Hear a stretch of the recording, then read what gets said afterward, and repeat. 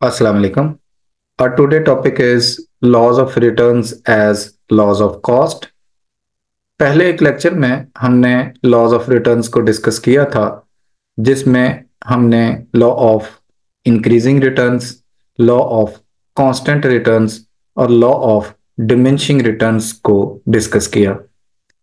Laws of returns laws of cost को कैसे reflect करते हैं, ये आज के इस लेक्चर में हम देखेंगे। लॉज ऑफ रिटर्न्स में तीन लॉज हमने डिस्कस किए, जिसमें एक था लॉ ऑफ इंक्रीजिंग रिटर्न्स, और वो क्या था कि शॉर्ट टर्म पीरियड में अगर कोई फर्म अपने वेरिएबल फैक्टर्स के यूनिट्स को इंक्रीज करे और उसके रिजल्ट में जो मार्जिनल प्रोडक्शन है वो बढ़ती चली जाए, तो this is called increasing marginal returns. ऐसे देखिए कि अगर कोई फर्म शॉर्ट टर्म पीरियड क्या होता है कि जिसमें at least one of the factors of production is fixed. तो अगर कोई firm variable factor for example labour के यूनिट्स को इंक्रीज करे और उसके रिजल्ट में जो वेरिएबल फैक्टर की मार्जिनल प्रोडक्शन है वो इंक्रीज करती चली जाए, तो this is called increasing marginal returns. आज हम ये कह रहे हैं कि जो इंक्रीजिंग मार्जिनल रिटर्न्स होता है वो डिक्रीजिंग मार्जिनल कॉस्ट को रिफ्लेक्ट करता है। इंक्रीजिंग मार्जिनल रिटर्न्स जो है वो डिक्रीजिंग मार्जिनल कॉस्ट को रिफ्लेक्ट करता है। इसको आगे जाके हम एक्सप्लेन करेंगे। फिर इसी तरह से हमने देखा कि जो कांस्टेंट मार्जिनल रिटर्न्स है वो क्या होता है। तो कांस्टेंट मार्जिनल रिटर्न्स में हमने ये कहा था कि अगर कोई फर्म शॉर्ट टर्म पीरियड में यूनिट्स ऑफ वेरिएबल फैक्टर को फिक्स फैक्टर के साथ इंक्रीज करे और उसके रिजल्ट में अगर मार्जिनल प्रोडक्शन सेम रहे, रिमेन्स कांस्टेंट रहे, तो इसे कांस्टेंट मार्जिनल रिटर्न्स कहते हैं। आज हम ये कह रहे हैं कि ये जो कांस्टेंट मार्जिनल रिटर्न्स होता है ये कांस्टेंट मार्जिनल कॉस्ट को रिफ्लेक्ट करता है। कैसे करता है इसे हम आगे जाके देखेंगे। फिर इसी तरह से जो लॉ ऑफ डिक्रीजिंग और डिमिनिशिंग मार्जिनल रिटर्न्स में हमने ये पढ़ा था कि अब जब firm units of variable factor को इंक्रीज करे विद फिक्स फैक्टर और उसके रिजल्ट में मार्जिनल प्रोडक्शन जो है वो डिक्रीज होती चली जाए, तो इसे क्या कहते हैं? This is called diminishing marginal returns. इसको क्या कहते हैं? डिमिनिशिंग और डिक्रीजिंग मार्जिनल रिटर्न्स। अब हम कह रहे हैं कि जो डिमिनिशिंग मार्जिनल रिटर्न्स होता है वो इंक्रीजिंग मार्जिनल कॉस्ट को रिफ्लेक्ट करता है। बहुत सारे क्वेश्चंस में सिर्फ इतनी बात भी पूछी होती है कि जो जैसे कि डिमिनिशिंग मार्जिनल रिटर्न्स किसको रिफ्लेक्ट करेगा, ए बी सी डी, और उसमें increasing marginal cost, constant marginal cost, diminishing marginal cost, तो ये उसके अपोजिट होता है। जो इंक्रीजिंग रिटर्न्स होती है डिक्रीजिंग कॉस्ट होती है, और जब डिमिनिशिंग रिटर्न्स होता है तो इंक्रीजिंग कॉस्ट होती है। इसे हम एक टेबल और ग्राफ से एक्सप्लेन कर सकते हैं। एक एग्जांपल उसमें हम लेंगे। इस एग्जांपल में हम ये सपोज कर रहे हैं कि फर्म जो है शॉर्ट टर्म पीरियड में वेरिएबल फैक्टर्स को इंक्रीज कर रही है और उसके रिजल्ट में मार्जिनल प्रोडक्शन बढ़ भी सकती है, सेम भी रह सकती है और कम भी हो सकती है। तीनों चीजें यानी लॉज ऑफ रिटर्न्स को कंबाइनली हमने इस टेबल में शो कराया। जैसे कि यहाँ से स्टार्ट से लेके थर्ड पॉइंट तक आप देखें कि units of variable factor increase हो रही है तो मार्जिन प्रोडक्शन भी इंक्रीज हो रही है। तो इस फेज को, इस रीजन को क्या कहेंगे? This is called increasing marginal returns. Increasing marginal returns. और जब ये मार्जिनल प्रोडक्शन सेम रह रही है तो this is called constant marginal returns. ये है कांस्टेंट मार्जिनल रिटर्न्स। और उसके बाद आप देख रहे हो कि मार्जिनल प्रोडक्शन डिक्लाइन कर रही है तो इसको क्या कहेंगे? Diminishing marginal returns. Diminishing marginal returns. तो ये मार्जिनल प्रोडक्शन बढ़ भी सकती है, कांस्टेंट भी हो सकती है, और डिक्लाइन भी कर सकती है। इसी चीज को अब हम ये देखेंगे कि ये जो मार्जिन प्रोडक्शन है वो कैसे मार्जिनल कॉस्ट को रिफ्लेक्ट कर रही है। तो इस एग्जांपल में हम ये सपोज कर रहे हैं कि फर्म की जो कॉस्ट है वो जस्ट लेबर कॉस्ट है। फर्म जो कॉस्ट बियर कर रही है वो कौन सी कॉस्ट है? लेबर कॉस्ट है। और हम ये सपोज कर रहे हैं कि एक यूनिट जो है लेबर के, उस पर जो टोटल कॉस्ट आ रही है वो है ₹100। तो हम मार्जिनल कॉस्ट डायरेक्टली कैलकुलेट कर सकते हैं। कैसे कर सकते हैं? हम अगर मार्जिनल प्रोडक्शन को मार्जिन प्रोडक्शन से डिवाइड कर दें लेबर कॉस्ट को, तो हम डायरेक्टली मार्जिनल कॉस्ट जो है वो कैलकुलेट कर सकते हैं, यानी cost of labour over margin production of labour. Suppose पहला यूनिट जो है वो आपको प्रोड्यूस करके दे रहा था 10 यूनिट्स, और उस पर कॉस्ट कितनी आ रही थी? 100। तो उस पर मार्जिनल कॉस्ट कैसे निकलेगी? 100/10, दैट इज इक्वल टू 10। ये आ गया 10। फिर नेक्स्ट यूनिट पे जो आपको प्रोड्यूस करके दे रहा है 15 चीजें, और आपकी कॉस्ट कितनी आ रही है? That is 100। तो इस पे मार्जिनल कॉस्ट क्या आई? 6.67, 100/15 करके। इसी तरह से 100/20 किया तो ये आ गया 5। फिर 100/20 किया तो ये आ गया 5। फिर आपका 100/15 किया तो ये आ गया 6.67। फिर 100/10 किया तो ये आ गया 10।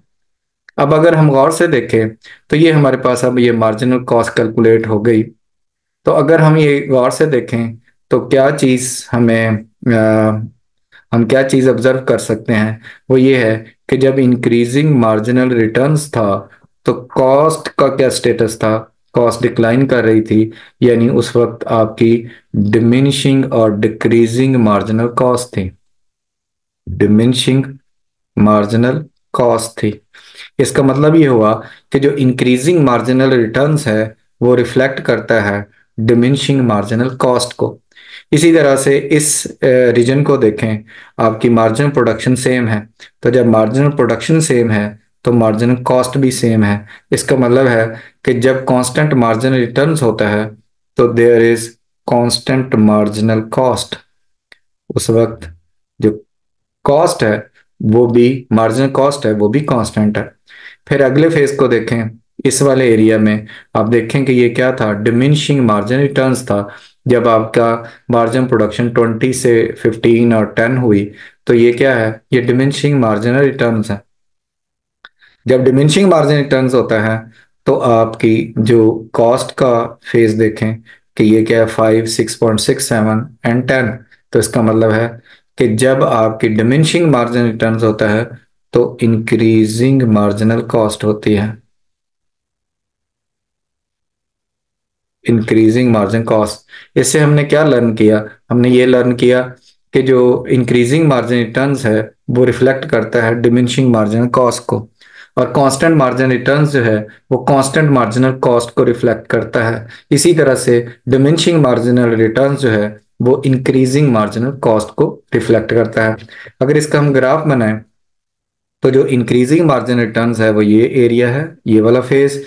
कांस्टेंट मार्जिन रिटर्न्स ये वाला फेज है, और डिमिनिशिंग मार्जिन रिटर्न्स ये वाला फेज है। ये मार्जिनल प्रोडक्शन के ग्राफ को अगर हम कंबाइन उसको प्लॉट करके हमने ये बनाया, और उसके अगर कंट्रास्ट में देखें तो जो मार्जिनल कॉस्ट थी, जब इंक्रीजिंग मार्जिनल रिटर्न्स था तो there is a diminishing marginal cost, और जब कांस्टेंट मार्जिनल रिटर्न्स था तो constant marginal cost, and when there is a diminishing marginal returns there is increasing marginal cost. इसलिए कहते हैं कि जो मार्जिनल कॉस्ट का ग्राफ होता है, marginal cost curve is mirror reflection of marginal production curve. कि जो एम सी होता है वो एम पी का मिरर रिफ्लेक्शन है। अगर हम उसके दो फेज भी दिखाएं तो एम पी ऐसे बनता है। जब एम पी ऐसे बनेगा तो फिर आपका एम सी कैसे बनेगा? एम सी इसका मिरर रिफ्लेक्शन होगा। इस साइड पे आउटपुट है और इस साइड पे एम सी है, तो वो यूं करके बनेगा।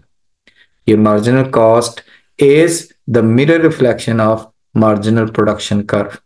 क्लियर होगी ये बात। इसी तरह से हम जो और रिलेशनशिप हैं प्रोडक्शन और कॉस्ट कर्व्स में उसको भी देख सकते हैं। ये देखें, जब आपकी मार्जिनल प्रोडक्शन बढ़ रही होती है, मार्जिनल प्रोडक्शन बढ़ रही होती है, तो उस वक्त आपकी मार्जिनल कॉस्ट कम हो रही है। तो यहां से हमने ये देखा कि व्हेन मार्जिनल प्रोडक्शन इंक्रीजेस तो मार्जिनल कॉस्ट क्या होती है, मार्जिनल कॉस्ट डिक्लाइंस।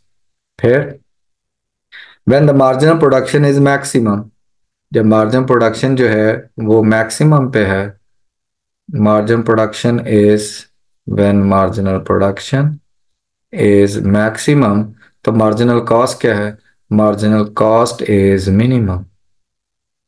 ये देखें, ये मिनिमम है, ये मैक्सिमम है, तो ये क्या है, ये मिनिमम।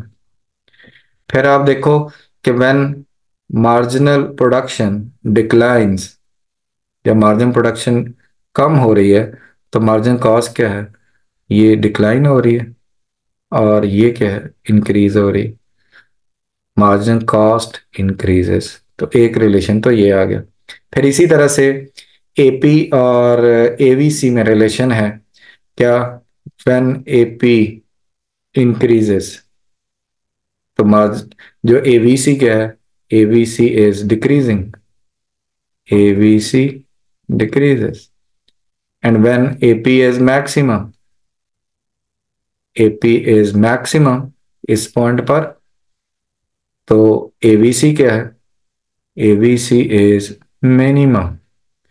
और फिर when AP is declining, when AP is declining, आप देखो ये वाला एरिया, ये, तो एवीसी क्या है, AVC is increasing, AVC is increasing. और इसको हम इकट्ठा भी बता सकते हैं, कैसे, कि आप देखो कि when AP increases, when AP increases, तो एपी और एमपी का क्या रिलेशन है, MP is greater than AP. और दूसरी तरफ ये आएगा कि व्हेन एवीसी डिक्रीजेस, तो एमसी क्या है, MC is lesser than AVC, उसके उलट चल रहा। फिर आप देखो when AP is maximum, when AP is maximum, तो एमपी और एपी में क्या रिलेशन है, ये पहले भी हमने एक पढ़ा था, MP is equal to AP. और इस साइड पे आप देखें when AVC is minimum, when AVC is minimum, तो MC is equal to AVC. और इसी तरह से वो जो तीसरा पॉइंट है वो भी आप देख सकते हो कि जब आपका एपी डिक्लाइन कर रहा है, व्हेन एपी डिक्लाइंस, तो एमपी क्या है, MP is lesser than AP. और इसी तरह से नीचे वाले ग्राफ में देखें तो when AVC increases, MC is greater than AVC. तो इस एक सिंगल ग्राफ में बहुत सारी चीजें छुपी हुई हैं, बहुत सारे कॉन्सेप्ट छुपे हुए हैं। तो खास तौर पर एमसीक्यूज के लिए ऑब्जेक्टिव टाइप में अगर कोई इस तरह का रिलेशन आ जाए तो आप अपने माइंड में स्केच करें, या अगर कॉपी पेंसिल हो तो उस पर आप लिख के इस बात तक पहुंच सकते हैं कि इनका आपस में क्या रिलेशन है, और एग्जैक्ट आप आंसर कर सकते हैं। ये था आज का हमारा काम। आज हमने किया है laws of returns as laws of cost, और उसके साथ साथ हमने कहा कि जो मार्जिनल कॉस्ट होता है वो मिरर रिफ्लेक्शन होता है मार्जिनल प्रोडक्शन का। इसी तरह से जो एवरेज वेरिएबल कॉस्ट होता है वो मिरर रिफ्लेक्शन होता है एवरेज प्रोडक्शन का। और उसके बिल्कुल अपोजिट अपोजिट जो चीज़ें हैं कि जब एपी कम होगा तो एबीसी बढ़ेगा, और जब वो ज़्यादा होगा तो वो कम होगा। तो इस तरह की इनसाइट्स आपको मिली हैं। आज के लिए बस इतना ही। फिर किसी और दिन किसी और लेक्चर के साथ हाजिर होंगे इंशाल्लाह। जज़ाकल्लाह खैर, अल्लाह हाफिज़।